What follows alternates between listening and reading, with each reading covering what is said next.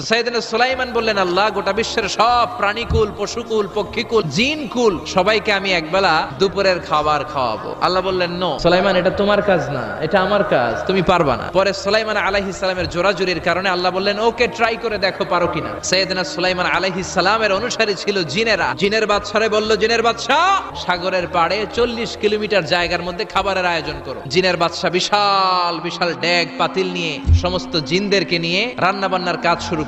40 kilometre ব্যাপী জায়গা নিয়ে খাবার তৈরি করা হচ্ছে।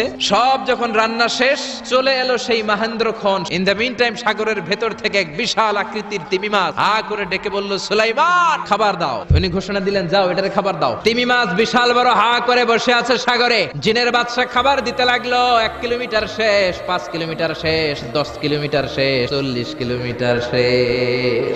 এখনো তিমি মাছের মুখ হা করা আছে না নাই? সাইয়েদনা সুলাইমান, শি ইজ